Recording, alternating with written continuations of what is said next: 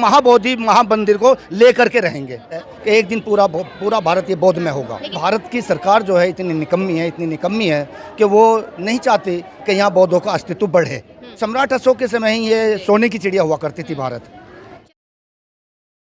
गौतम बुद्ध को लेकर एक बार फिर से उन्हें याद करके एक प्रोग्राम किया गया है, तो उस पर पहले चर्चा करेंगे कि इसका उद्देश्य क्या था। क्या नाम है सर? मेरा नाम चंद्रपाल सिंह बौद्ध है।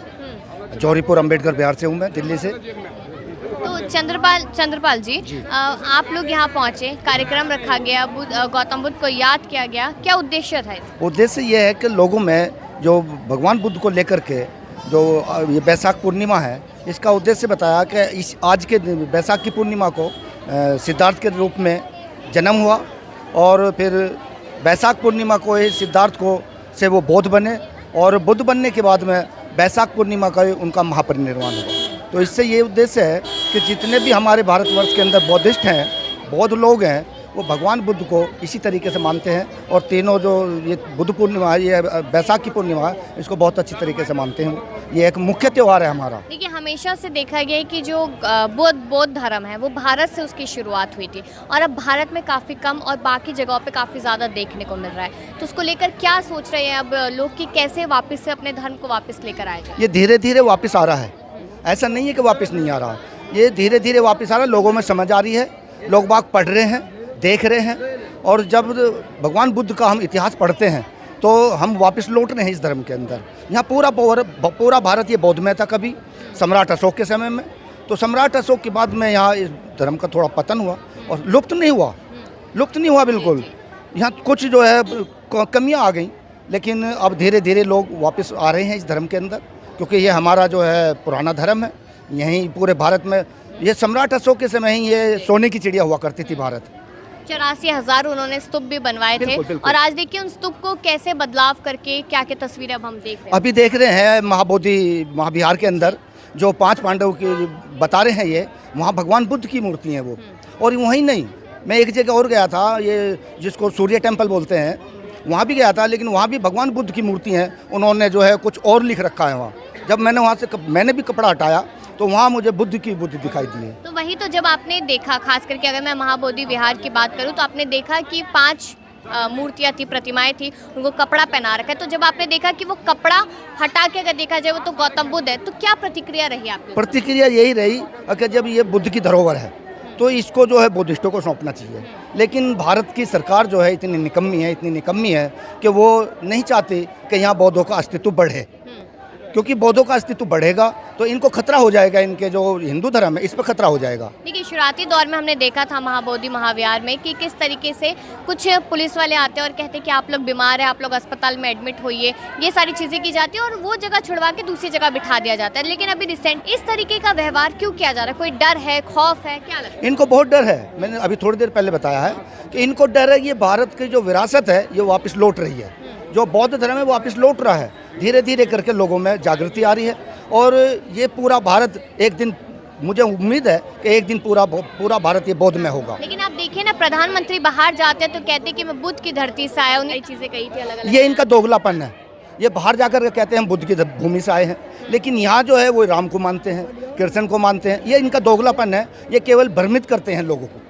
यहाँ केवल भ्रम के अलावा कुछ नहीं फैलाते, ये भ्रमित करते हैं और इस भ्रम के कारण ही हमारे लोग भी कुछ ऐसे हैं जो भटक जाते हैं। लेकिन अब भटकना छोड़ दिया है लोगों ने, अब सही रूप में वापस आ रहे हैं। हमेशा कहा जाता है कि बहुजनों की ताकत जो है वो कहीं ना कहीं इस समय पर तितर बितर होती हुई नजर आ रही है। साथ नहीं है, लोग एकजुट नहीं है, जिसकी वजह से दिक्कत बढ़ रही है। नहीं, मैं बता रहा हूँ, जैसे जैसे भगवान बुद्ध को पढ़ रहे हैं, बाबा साहब को पढ़ रहे हैं, तो वापस आ रहे हैं लोग और ये तमाम लोग इकट्ठा हो रहे हैं। अब आप यहाँ देख रहे होंगे कितनी भीड़ है, बहुत संख्या में लोग आए हुए हैं। ये एक जगह के तो है नहीं और ना ही ऐसे हैं कि ये जो हर समय भगवान बुद्ध को ही मानते हैं, बाबा साहब को भी मानते हैं और पूरी दिल्ली से लोग आए हुए हैं यहाँ।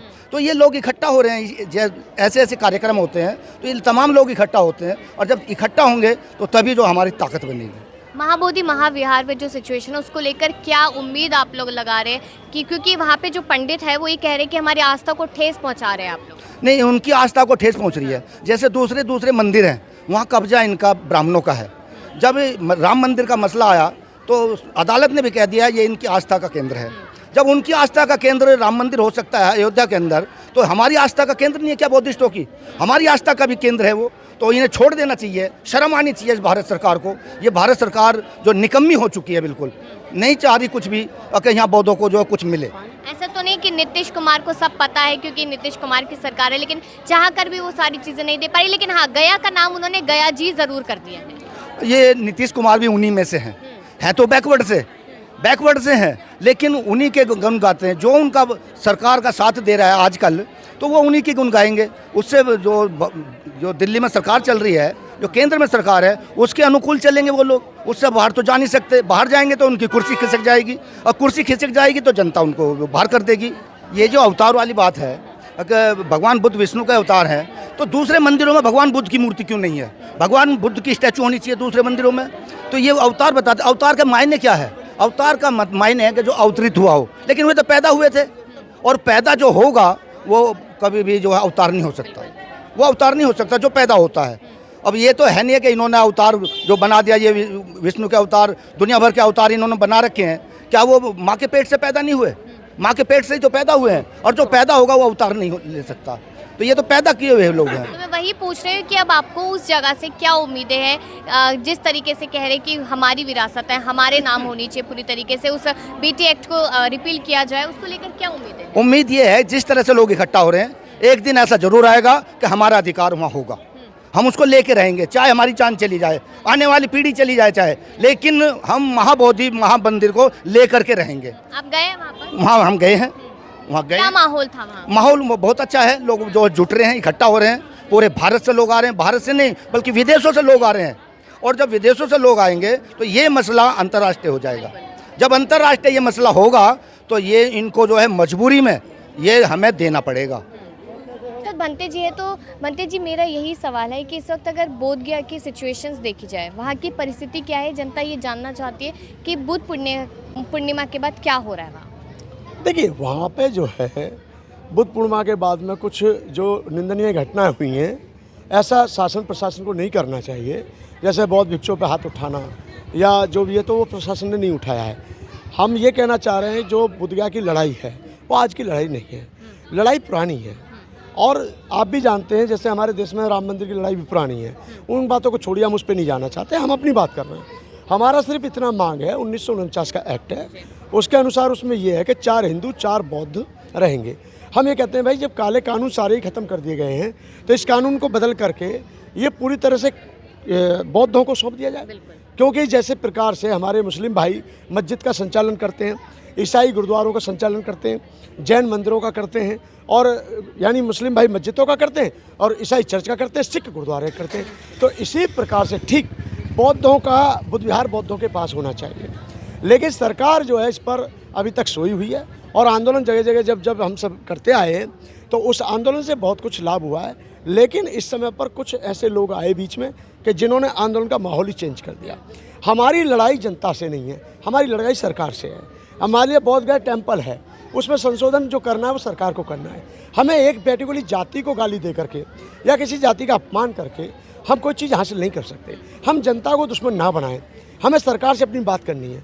तो इन जो हमारे आंदोलनकारी जो इस समय आंदोलन कर रहे थे, उन्होंने जनता को दुश्मन बना लिया, और उन्होंने क्या काम किया, खाली ब्राह्मणों को गालियाँ या फिर उनके लिए उल्टा सीधा बोलना, अपशब्दों का प्रयोग करना। तो कोई किसी की सुनता नहीं है।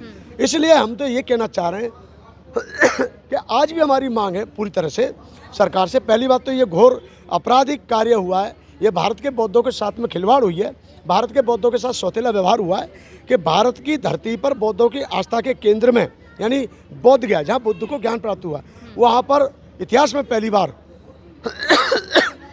शिवलिंग पर पूजा की गई है और बुद्ध की तरफ पीट करके की गई है। ये बौद्धों का अपमान है और बुद्ध का अपमान है, इसको हम बर्दाश्त नहीं करेंगे। दूसरी बात हम ये कहना चाह रहे हैं कि जो बौद्ध भिक्षुओं के साथ वहाँ मारपीट हुई वो नहीं होनी चाहिए थी। जो हमारे लोगों ने कुछ बोल रहे हैं कि वह जय श्री राम के नारे लगाए, ऐसे नारे वहाँ औचित्य नहीं बनता। लेकिन हो सकता है उन्होंने क्यों लगाए, कैसे लगाए वो हम नहीं जानते। उस पर सरकार जो है निष्पक्ष जांच करवाए। और हमारी मांग है कि जिन लोगों ने इस गलत कार्य को अंजाम दिया है, बहन बेटियों पे हाथ छोड़ा है, बौद्ध भिक्षु पे हाथ छोड़ा है, उनकी कैमरे से फुटेज निकलवा करके उनकी जांच पड़ताल करके उन पर कार्रवाई की जानी चाहिए। उसमें ना आप दोषी हैं ना मैं दोषी हूँ। भाई हमारा जाति से और धर्म से सवाल नहीं है, हमारा सवाल सिर्फ और सिर्फ इतना है कि जैसे आपने राम मंदिर का फैसला सुना दिया, जैसे आप ईसाइयों की सुनते हो, मुसलमानों भाइयों की सुनते हो, सबकी सुनो। आप सरकार है, सबकी सुनना आपका कर्तव्य है और सबकी समस्या का समाधान करना भी आपका कर्तव्य है। तो हम ये कहना चाहते हैं कि सिर्फ और सिर्फ भैया हमारी ना कोई लड़ाई न झगड़ा, हम ये कहना चाहते हैं बोध गया पूरी तरह से बौद्धों को दिया जाए, हमारी कोई लड़ाई नहीं है। और रहा सवाल बोध गया मुक्ति आंदोलन का, तो जो लोग आंदोलन कर रहे थे ये नेतृत्वहीन आंदोलन रहा और पहली बार हमारा जो है पूरी तरह से हम नाकाम रहे और इस पर हमें विचार करना चाहिए। हमारे बौद्ध भिक्षु एक होकर के इस पर विचार मंथन करें, चिंतन मनन करें और आगे की रणनीति तैयार करके जो पुरानी समिति थी, हम बनते आनंद जी हमारे बड़े वाले जो उनके नेतृत्व में विगत वर्षों से लड़ाई लड़ी जा रही है, वो अभी अगले हफ्ते के लगभग दिल्ली आएंगे और उनसे यहाँ बैठ के एक प्रेस कॉन्फ्रेंस की जाएगी। आगे की रणनीति जो भी होगी, आगे की रणनीति बना करके एक विधिवत रूप से आंदोलन चालू किया जाएगा और उस जो धूमिल छवि हुई है उसको हम साफ करने का काम करेंगे। बहुत बहुत शुक्रिया बंधु जी।